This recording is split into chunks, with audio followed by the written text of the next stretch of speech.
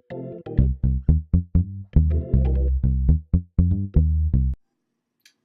and welcome to the Mostly Magnificent podcast, a new podcast about knitting, spinning, sewing, and miscellaneous crafts that strike my fancy. My name is Magnificent, and I am born and raised in the Vancouver area of British Columbia, Canada, and I currently live just outside of Vancouver in a community called New Westminster. And I live here with my husband and our little girl, who is 15 months old, and obviously a huge handful, and it's a lot of fun.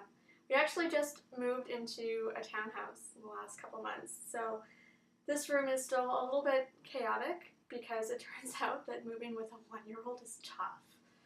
And you'd think I would have realized that, but I'm still surprised at how long it's taking to kind of get things organized. But anyway, a little bit about me. I started knitting in October of 2007, and I actually originally started because I wanted something to do in my commute. I was living in a more distant suburb, and my commute into work was about an hour and a half, depending on which direction I was going, and I was taking a commuter train. So it runs in one direction in the morning into downtown, and it runs back the other way. And so on my way home, I got off 3 stops from the last stop. And the last stop is way out in a much further suburb. And there's no transit service to come back towards where I was living. So if I'd ended up out there, I would have been kind of stranded. And that thought really terrified me, that I was going to fall asleep and wake up somewhere where I really didn't have a great way of getting back from.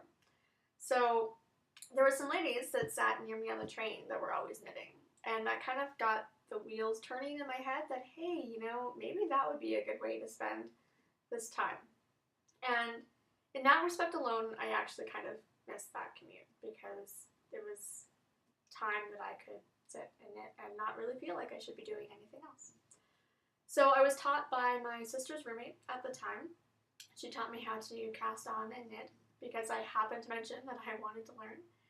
And I started a garter stitch scarf out of Red Heart on boy needles that I picked up from Michael's. And I only got about 10 inches into that, I think, before I thought, there's got to be more to it than this. There has to be more to knitting than this, because this isn't what made me think I wanted to start knitting in the first place. I was seeing like cute little baby sweaters and hats and blankets and various things, and that's what I wanted to knit. So I started browsing the internet and discovered that there was something called a local yarn store, and I convinced my mom to come with me because it was pretty far away and I wasn't really sure where I was going. And I actually picked up a kit for the Charlotte's Web Shawl. And that ended up being the first project that I did. And it turns out it was a perfect first project because it taught me so many different things. It taught me how to read a chart. It taught me how to knit purl, how to yarn over, how to do not all the decreases, but a number of the decreases. It taught me about blocking and just so many different things. And it also taught me about stitch markers. That was the funny story about that project is I think I did the first 40 some odd rows of this thing 10 times because I would reach a point where the stitch counts weren't matching up and I was just at a total loss. And I went online again and read about stitch markers, and it was such an epiphany. Like, oh, I can just have stitch markers between, each repeat, and then I know that I need to have whatever many stitches and not get 5 rows in. And I didn't know about reading knitting and stuff at that point, so if I got kind of confused, I'd end up pulling the entire thing back. So once I figured out stitch markers, it was much smoother sailing. And I remember going to Michael's like 4 or 5 times to get more stitch markers, because of course every time you add a repeat you need more stitch markers, and I was constantly running out of them. But yeah, so I finished it in about a month. That was probably the first and last time that I was a monogamous knitter, and it's just been going on ever since. I joined Ravelry in November of 2007, and I think that's really shaped how knitting has been for me, because I was able to join Ravelry so soon after I started knitting. It's really kind of always been a part of my knitting world, which is cool. So, I also spin. I've been spinning for about 4 years now. I have a Lendrum double treadle. You can probably see a little corner of it just back there. And I've had that wheel since 2009, I think, something like that. Maybe it was 2008. 2008, 2009, I've had my wheel, and I love it. I originally got a used Louette wheel, and it just didn't work out for me. You know, I got it because it was a good deal, a good price, and I just wanted a wheel, and so I was rushing, and I wanted a wheel, so I got that one, and we never really clicked. So when I chose a Lendrum, there was no turning back. It's great. And I also spin on spindles, and I'll talk more about what I've been spinning and stuff later on.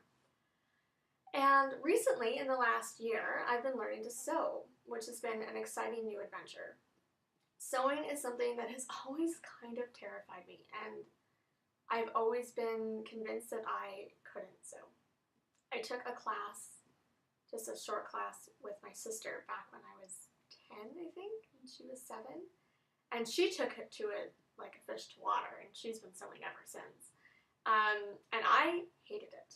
I absolutely hated it. I think I got confused about threading the machine and the needle or something, and I tended to have a personality where if I can't be instantly good at something, I stop doing it. And I'm working on that, because there's learning curves, and just because you can't figure something out right away doesn't mean that it's not worth doing. But at the time, that was it. I wasn't going to sew. And that thought process has stayed with me for years. But then I had my daughter, and I have really fond memories of being a kid and my mom sewing me dance costumes and sewing me Halloween costumes and making stuff for me or fixing things. And I wanted to be that mom, you know? I want to be that mom. And so I took a class at a local sewing store, they're awesome. Love that place. I've taken a couple places there now, and it really demystified sewing for me, you know. And one thing I like about their classes, the store is called Spool of Thread, by the way, if you want to look them up. And one thing I really love about their classes is that they're really short. You know, I personally wasn't sure I wanted to commit to, you know, an 8 to 10 week sewing class, because what if I hated it again? You know, I didn't want to shell out money for a long series of classes and then end up, you know, wanting to drop out right away. So the way their classes are set up is they're project by project. So they have a bunch of different beginning classes, and you pick them based on what type of project you want to make. So there's pillowcases, tote bags, a couple different things. And I like that too, because another reason why I was shying away from other types of sewing classes was, well, what if I don't want to make an apron? What if I don't want to make a pair of shorts? You know, I don't want to put in all this time and end up with something that I don't really care about. So the tote bag seemed like a cool idea, and yeah, so I've enjoyed the classes that I've taken there, and I'm really happy about it. Probably take some more later on. Anyway, so that's been going well. I don't have a fancy pants sewing machine yet. I hope to get a modern sewing machine at some point in the not too distant future. But currently, the sewing machine that I have in my house and that I sew on is an old Singer. It's a Singer 128-13, and it's one of the vibrating shuttle machines. And it was actually my great-grandmother's. Shortly after I was learning how to sew, I mentioned to my mom this machine because I remembered her having it, and it turned out she still had it. It also turned out that it was actually in pretty good condition. I needed to get a new motor for it, but otherwise, and it needed a bit of cleaning, but it had been kept in its case, the whole time, so it didn't have any dust on it. My mom had it cleaned pretty recently. Before she put it in storage, she'd had it serviced, and so it runs really nicely. And I just recently got a Singer table off of Craigslist that I'm gonna pop it into. So that's been exciting, and my great-grandmother was really special to me. She died when I was 10, but I have a lot of actually really great memories of her, and I really like feeling that connection of sewing with her machine. So even once I get a more modern machine with more stitches, I'm still gonna use that machine a lot, I think. So enough chatter. Why don't we move on to knitting past? So that's the segment that's all about what I finished, what's off the needles. So the first thing that's off the needles is what I'm wearing right now. See? This is my I Heart Erin. Let's stand up. So this is I Heart Erin, and it is a pattern by Tanis LaValle. She is also the genius behind the Tanis Fiber Arts line of yarns. And I really like her yarn. And I picked up a sweater quantity of the Erin weight, the Green Label Erin weight, in the shadow colorway while I was in Montreal. And, sometimes I buy yarn and it just sits in the stash and I know what I want to do with it, but I don't get to it. And this time it was like, I'm going to cast on for this right away. And one of my groups on Ravelry was doing a January sweater challenge, and it seemed like the perfect excuse to cast on. And I did. I finished it in January. I was so proud of myself. So many of my projects seemed to take forever to finish that it was really nice to have a sweater on and off needles within a month. And I really enjoyed knitting it. It's knit in pieces, which I haven't done a lot of recently. I knit most of my sweaters seamlessly. But it was kind of a nice change to knit something in pieces because it felt like I was accomplishing things more frequently. So I know that I tend to stall out in the sleeves.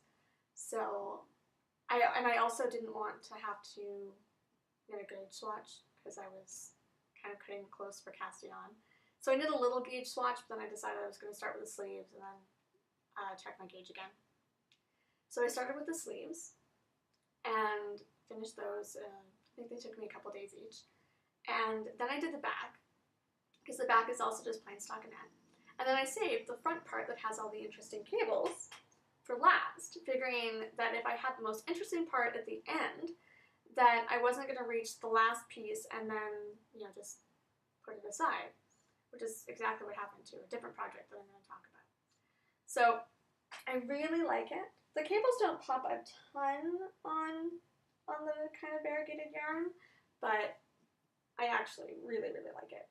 I love the color. I totally fell in love with the color. It's the gray with just like hints of blue, and I really, really like that type of color, that type of dye job where it's gray and bits of color. So it was a really fun project. It fits well. I finally learned what length to knit my sweaters. This is something that I have been struggling with as long as I've been knitting sweaters. I have been in total denial about how long I want my sweaters to be. And the last few that I've knit, I've really given some thought to, okay, what store-bought sweaters do I have that I wear all the time? Where do they fall? Where do they hit me? And so I'm finally starting to realize that I need to knit sweaters that are going to hit me in that spot if I'm going to wear them and enjoy wearing them. So that's been a really good lesson to learn. The next project that I recently finished, super, super cute, it is I Heart Cables. It's just a little baby hat. This is actually the front. It's just a little baby hat with some simple cables up top and little ear flaps. The ear flaps also have the cable on them, and that's just ribbing. and it has I-cord ties and little pom-poms at the end, and it is adorable. The yarn is Little Red Bicycle Unicycle Worsted in the Sidewalk Chalk colorway. And unfortunately, I don't think she's dyeing anymore, or she's taking a long hiatus, which is pretty disappointing because I would love to get more of this. It's so squishy and soft, and again, gray with bits of color. It was a pretty quick knit. I started it in October and I didn't finish it until January, but that's mostly because I had forgotten that I had started it.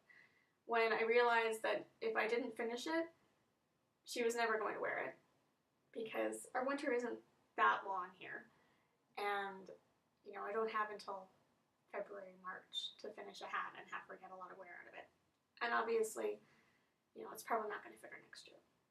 So it's really cute. It's really cute on too, you know. Baby hats are always cuter when there's a baby modeling them, but she's at home. And she doesn't really sit still to model for knitting anyway. But I enjoy the pattern. My one complaint about the pattern, and maybe it's because I was looking at it on my iPad, or I don't know, maybe I was missing it, but it seemed to me that the cable chart wasn't included on the pattern as it was published on the Petite Pearls website. And Petite Pearls is an e-zine that's dedicated to patterns for children. And it didn't seem like the chart was there. So to get the chart, I needed to download there's a translation of the pattern. I'm sorry, I can't remember what language it's in. So I had to get that download off of Ravelry in order to get the chart. And my kind of pet peeve about the Ravelry entry is that there's a big, long wall of text, and the link to the pattern on the Petite Pearls website is way at the bottom. Oh, sorry. Phone beeping. It's way at the bottom. So if you click on the Ravelry download that's right at the top, and that's kind of your first instinct, you're going to get the pattern that's not in English. So you have to go all the way down to the bottom to get the link for the English version. And I think that just might be a quirk of Ravelry. And I mean, it wasn't really a big deal. It was just a tiny bit of an annoyance. Okay, where did that go? Phew, I'm missing a finished object. Oh dear. Okay, that's unfortunate. Oh, here we go. Okay, all set. So the last thing that I finished, and I still sew buttons on, but this is a cute little baby sweater. It is the Rocketry cardigan, or it's inspired by the Rocketry cardigan. And I think the Yarn Harlot just recently knit one, and hers kind of inspired mine. So I got this yarn. It's Sweet Georgia Superwash worsted in saffron and one of the kind of turquoisey teal colors. And I don't remember which one it was, and I can't really figure it out off the website. But I picked it up at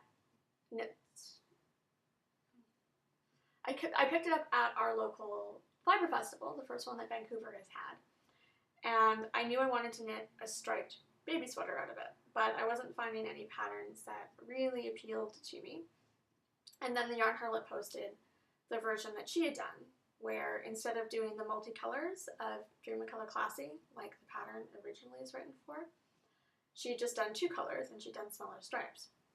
So inspired by that, what I did was I used the cast-on numbers in the basic construction of the Rocketry, and I knit 6 row stripes instead of 10 row stripes.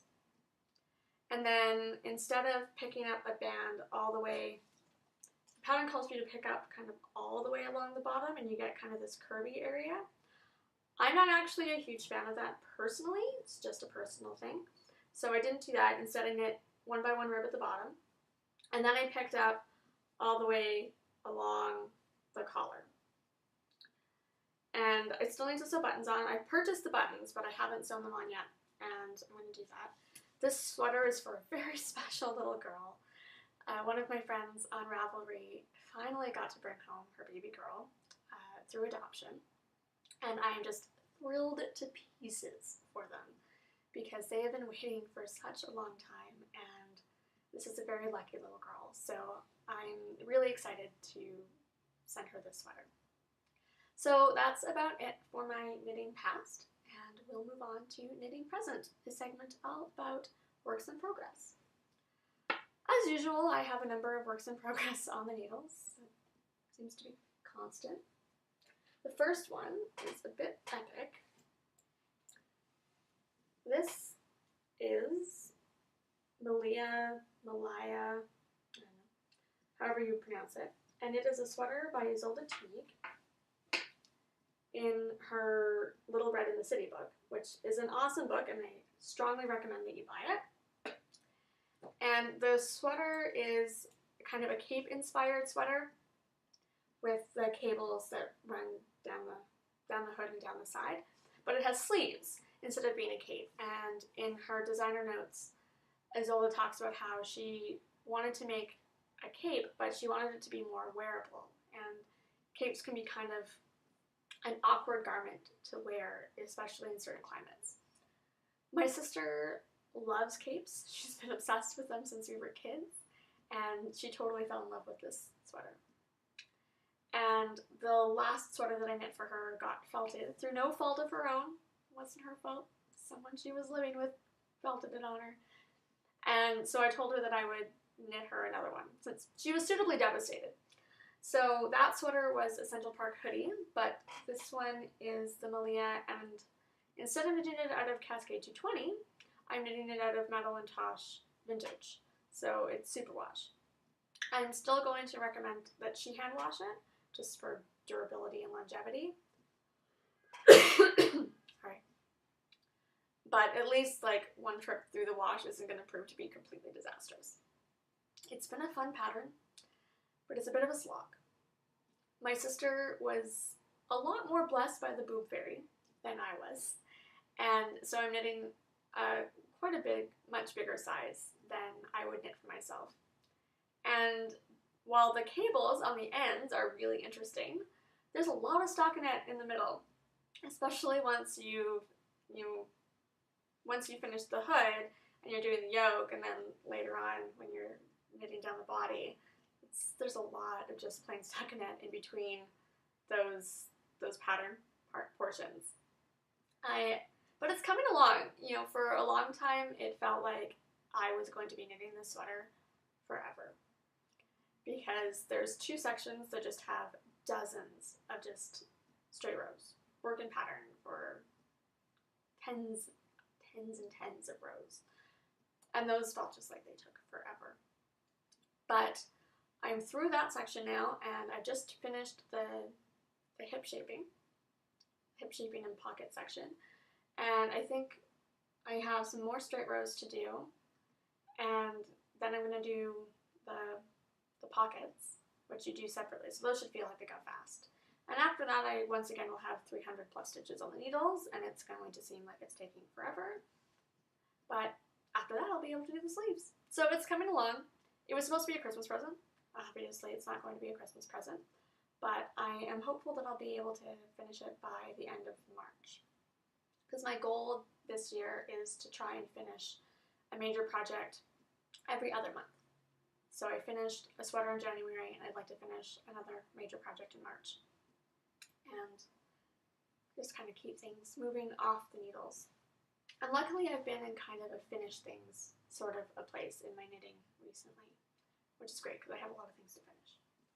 So the next thing that I have on the needles is just a simple stockinette sock, nothing too exciting. It's knit out of Trekking XXL in a colorway that I can't remember. Looks like this. I'd kind of expected it to be a self-striping, and I was a bit disappointed. So it's not really striping, but it's kind of doing little like lightning bolt pooling kind of things, which I actually think is kind of cool. I'm a bit nervous about what it's going to be doing when I'm knitting the gusset, because that can kind of make things look weird in variegated yarns sometimes. But hopefully it's okay. I'm knitting them for my sister-in-law. They are another Christmas present that I didn't get done. Oops. but I'm sure she'll appreciate them. My husband's family is really great about their appreciation of hand knits, so I always like knitting things for them. It's coming along. It's just my plain top-down sock recipe. Her feet are pretty similarly sized to mine, so I just cast on the same number of stitches that I normally would, and I knit in the round until the leg seemed like it was long enough, the usual heel, etc. So nothing too exciting there, but it's coming along. It's really good bus and train knitting though. Next thing that I'm working on is another pair of socks. I'm knitting these ones 2 at a time. And this is yarn that I am really excited about. I got this yarn as a gift in a swap a couple of years ago. And my swap partner had a custom dyed for me. And the dyer named the colorway Magnificent, which is my Ravelry name. Actually, it's my name all over the knitting internet. And it tickles me. So the colors are, they're my wedding colors. And I got this in December 2010, so the Christmas after I got married. And it is striped turtle toes from Turtle Pearl Yarns. I just want to show you something because it's kind of cool. So the balls are done so that you have 2 strands here.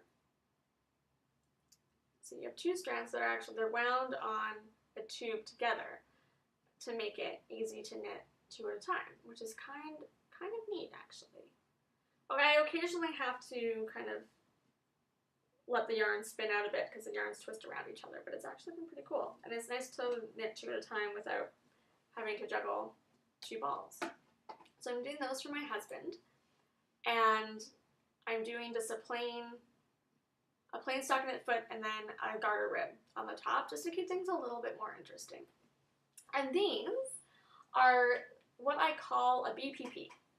So a BPP stands for Before Pregnancy Project. And I have a stack of them. I have a box, actually, of BPPs where basically when I found out I was pregnant, my knitting mojo vanished. Just completely disappeared. So everything that I was working on at that point is basically in like a state of suspended animation where it's in the box in exactly the point that it was when I found out I was pregnant, and who knows when it'll see the light of day again. There's one project that I probably just need to suck it up and frog because it's a sweater that I don't think is going to fit me anymore. But otherwise, they're all things that I would like to finish or that I should finish. But what happened was I had a bit of a struggle with prenatal anxiety and depression. That it turned into a bit of postpartum, but the before, like the pregnancy stuff was way worse than anything I experienced postpartum. And I was too anxious to knit. I just didn't feel like picking up the needles. And when I did finally manage to force myself to knit a bit, I was knitting baby things. And so it's actually only in the last few months that I felt like I've fully got my knitting mojo back. Like I am knitting because I want to knit and because I love to knit, and not because I feel like I should be knitting or feel like I should be finishing things. And it's been a long time coming. It's been a huge struggle. And it's really nice to feel like I'm me again, because that's definitely been missing. So anyway, that's a little more personal than I really plan on getting into, but I think it's also important to talk about mental health and because a lot of people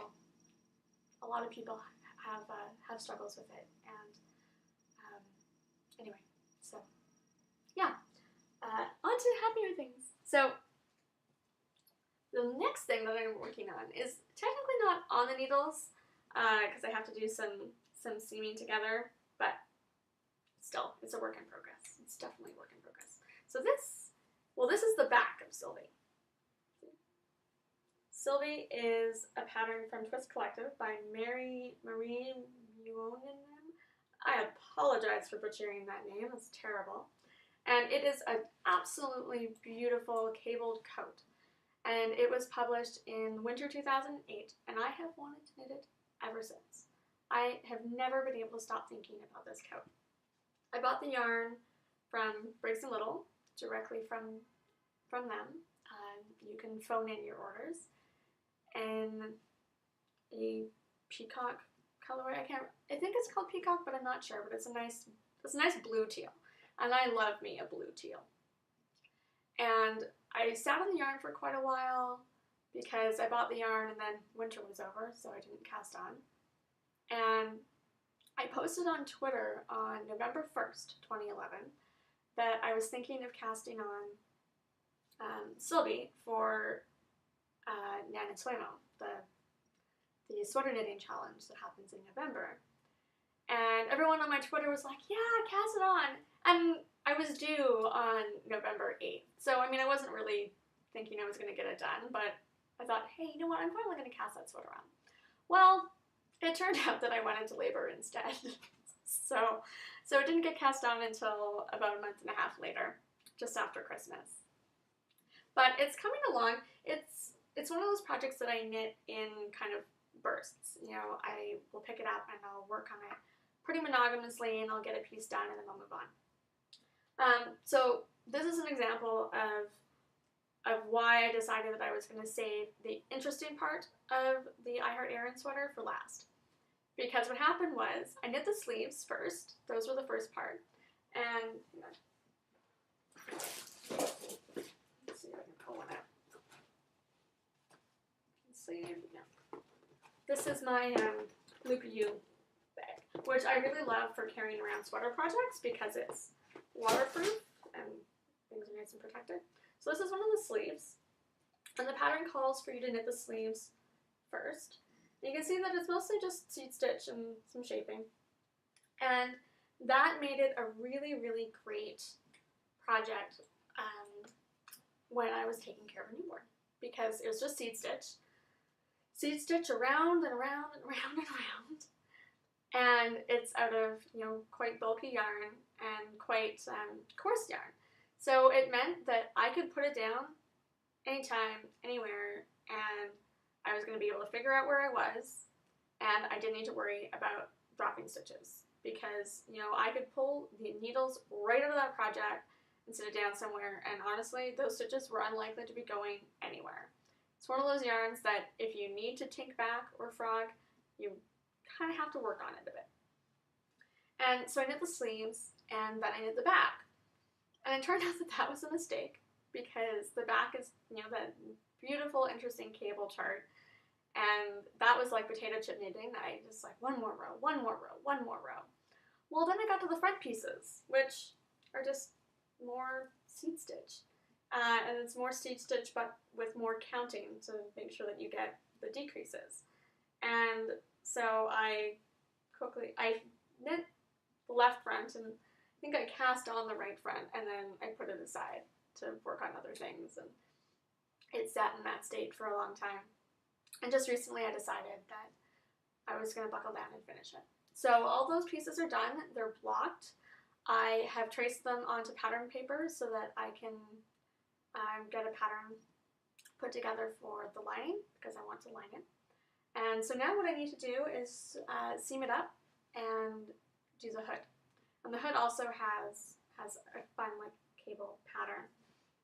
I also finished all of the leaves. I was really proud of myself about that, actually, because I kind of figured that I'd probably save the petals for last, and yeah, the coat would just sit in an almost completely finished state, just waiting for the petals. But I knit all the petals, I washed those, I blocked them, I knit them separately.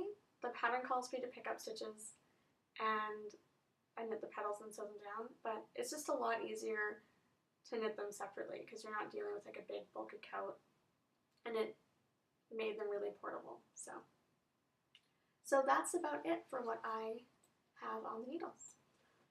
So, the mailbag. One of the things I am trying really hard to do this year is to knit more from stash, and I'm participating in a challenge called Stash Down on the Pre-Processed Knitters group, which is a group that was founded by my good friend Yarn Piggy. Hi, Yarn Piggy. And the idea is that you track what yarn is coming in, what yarn is being stitched, so resulting in finished objects, and what yarn is going out by way of trades and destashes. You can also count gifts, but you have a limit of how many gifts you can give away and have them count, because otherwise it would be easy to just give a whole bunch of yarn away. So I've been participating in that, and it's nice. It's good for keeping me honest, because I have a spreadsheet that's telling me, you know, how many yards I'm knitting and how many yards I'm bringing in. And I've set myself a personal rule that stuff that's coming in, other than clubs that I'm already committed to, needs to be matched by something going out. So that means that if I finish a really major project, like a big sweater, you know, I can reward myself by buying a bit of yarn. Preferably not the same amount of yarns that I just knit out, because then, you know, you're just kind of staying even. But, you know, maybe I can treat myself to something. But preferably, if I want to buy yarn, I need to match it with yarn that I am either trading away or I'm selling or giving away. And the idea behind that is to make me really think about how much I want something before I buy it. Like, you know, do I just kind of love this yarn, or do I really love this yarn? And what am I willing to give up in favor of that? So an example, this package came from me recently. It is, crinkling, sorry. It's 3 skeins of Woolmizer DK in the Mouse's Swanson colorway. And I got it at the Loopy U. It's the first time I've caught a Loopy U Woolmizer update in a while. And mostly because I haven't been paying attention. And I have been wanting a sweater out of the DK for some time. And so for those of you not familiar with Woolmizer, you can get it at the Loopy U when they get it in, and it sells out super fast. Or you can get it during the updates on the Woolmizer site, which they usually happen around 11. Well, they were happening around 11 p.m. my time, specific time, on Thursday nights, or early Friday mornings, I think. And I'm not really up on that. And my experience has been that it's generally easier to get yarn at the Woolmizer updates because they're selling more of it, and it's also at a more awkward time for us North American knitters. But there's no way I'm staying up past 11, you know, because I have no guarantee that I'm going to be able to sleep until whatever time the next day. You know, I might be able to sleep until 7. I might be woken up at 4. So I knew that if I wanted to get a sweater quantity at the DK, the store updates might not work out for me. So I was really excited to catch an update at the Loopy U, and that they had 3 skeins in the exact color that I wanted to make a sweater out of. And I even had a credit still on my account, so I got a discount on it too, and it just, everything kind of came together where it's like, okay, you know what, this is a good opportunity, I'm going to get the yarn. But in keeping with my rule, I turned around and sold a skein of Woolmizer lace, so that I stayed pretty even stash-wise. But I love it, and I'm really, really excited about knitting a sweater out of it. The next thing that came in the mail is mouse ears. So mouse ears is the January club fiber for Hello Yarn. It's hard to get the colors because they're so subtle, but there's like bits of pink and little bits of kind of a purpley gray and some brown, and it does look like mouse ears. It's awesome. So this is a club fiber, and I waited for 3 years to get into the Hello Yarn Fiber Club. There's a waiting list. It's a long waiting list, and it's actually currently closed. You can't get on the waiting list yet. And I was so excited to get in at last, because I've been able to do Woolmizer updates, I've been able to do Goth Socks updates. I cannot manage a Hello Yarn update. I have never seen anything like it. Like, it's seconds, if that, it seems, that everything is gone. So with the club, I get something every month. And I actually just bought 3 more bags of this, so that I'm going to have a pound a full pound of it. And I think what I'm going to do, actually, is I'm going to get a pound of black Shetland. It's a Shetland fiber. And I'm going to, I don't know if I'm going to, like, ply them together, maybe. That's a possibility. But what I've been thinking I was going to do was I was going to spin both separately and then do some kind of ferrule pattern. So, and I'm really excited about that. Isn't it so squishy? I love it. The good news for Hello Yarn fans is if you don't keep up with her website, she did post recently that she is actually approaching the bottom of that endless waiting list. And so it might be within the next few months to a year that she's able to open up the waiting list again. Because I know there's a lot of people out there that they just want to get on the waiting list. You know, it's not even about getting into the club at this point. It's that they can't even get onto the wait list. So I would encourage you, if you really want to get into the club at some point, to go on to her Ravelry group, which is Hello Yarn Me, and check that out, and just kind of keep track of that.